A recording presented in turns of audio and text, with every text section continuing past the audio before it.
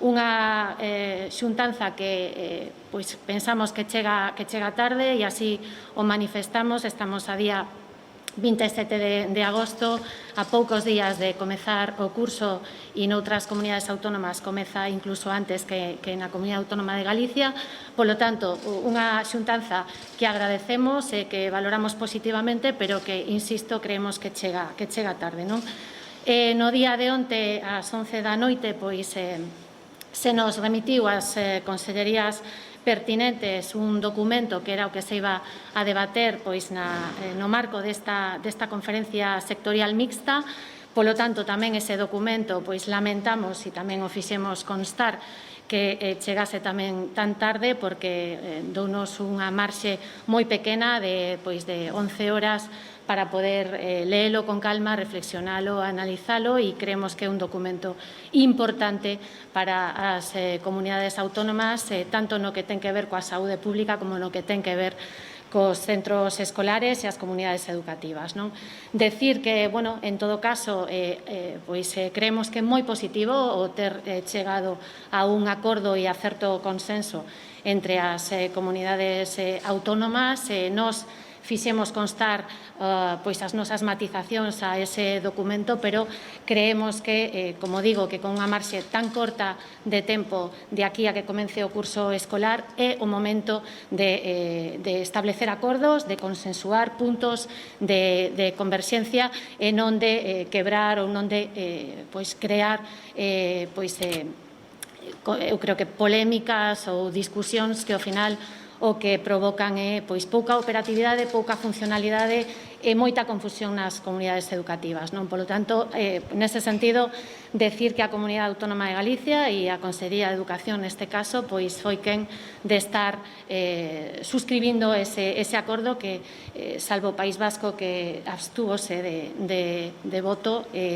o resto das comunidades autónomas suscribiron, todas elas. Polo tanto, 16 comunidades autónomas suscribimos este documento. Un documento que, chegando o día 26 de agosto pola noite, ven a refrendar moitas das cousas que xa estaban no noso protocolo, un protocolo que se presentou e se asinou, ademais, polas dúas consellerías o día 22 de xullo e se presentou ás comunidades educativas. De feito, comprobamos, e comprobei eu mesma, que moitos centros educativos xa están deseñando os seus espazos e xa o fixeron incluso moitos deles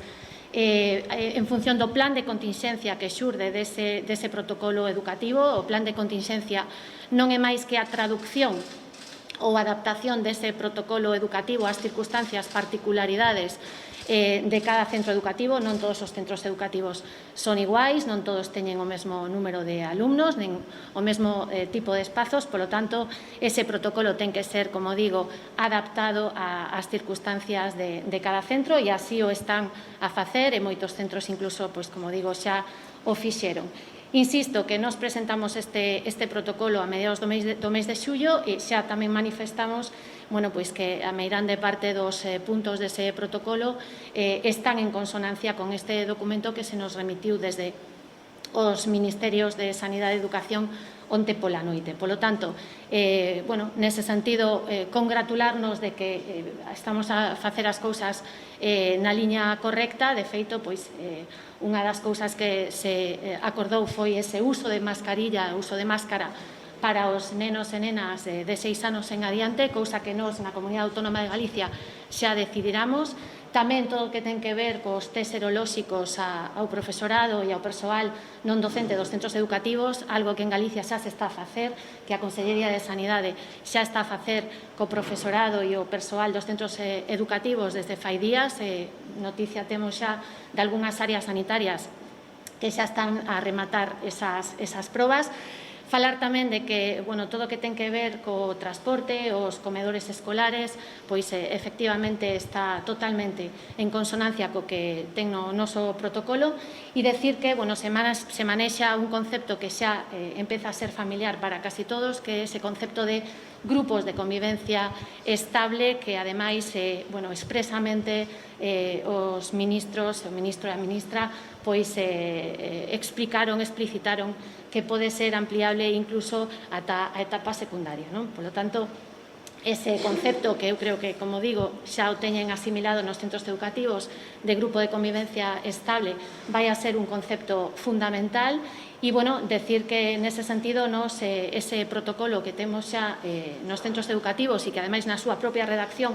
fala de que é un documento aberto, un documento vivo e dinámico, porque todo vai a depender das circunstancias sanitarias e do que as autoridades sanitarias nos vayan dicindo, pois ten que ser revisado en función deste documento ministerial que acabamos de acordar e que pois procederemos a esa revisión canto antes para que xa dunha vez por todas